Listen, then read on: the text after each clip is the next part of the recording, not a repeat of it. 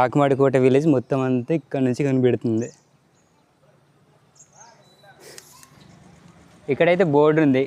ఇలాగ వచ్చిన తర్వాత అనే వాళ్ళకైతే షాప్ ఉంటుంది. షాప్ ఉన్న అనే వాళ్ళకైతే బోలోరస్ గట్రా గుడిసె వెళ్ళడానికి అయితే ఉంటాయి. వాళ్ళకి ఒకసారి వాళ్ళ అనే కూడా ఉన్నాడు. ఇలాగెళ్తే మనం స్ట్రైట్కి వెళ్తే పాతకోట గుర్తెడు వెళ్ళిపోవచ్చు. ఇలాగెళ్తే ఇంకా గుడిసె వెళ్ళిపోవచ్చు. అనే బైక్ మెకానిక్ షెడ్ కూడా ఉంది. బైక్ ఏదైనా డ్యామేజ్ అయినా కానీ ఇక్కడ బాగా చేయించుకోవచ్చు.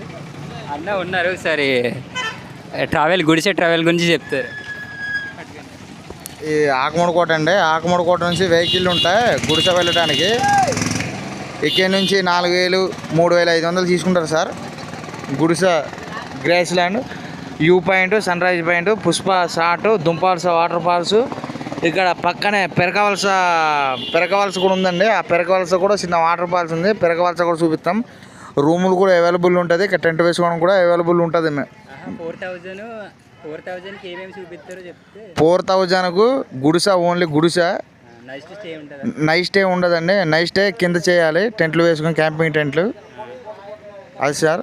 ఇప్పుడు ఏంటంటే ప్రస్తుతానికి గుడిసె వెళ్ళటానికన్నా 4500 అడుగుతారు. 4500 3000 తీసుకుంటారు సార్. బేరం ఆడుకోవచ్చు సార్. Okay sir. వర్షం వచ్చి అయితే మొత్తం అంతా సంత మొత్తం దుమారం రేపింది. మొత్తం అంతా అందరూ ఇంకా ఎర్లీగానే ఇంటికి వెళ్ళిపోతున్నారు.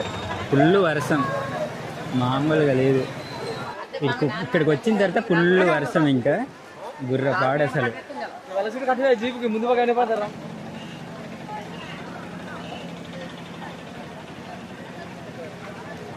పెద్ద వర్షంతో మామూలుగా లేదు అసలు. ఫుల్ వర్షం, వీడియో మొత్తం డ్యామేజ్ అయిపోయింది.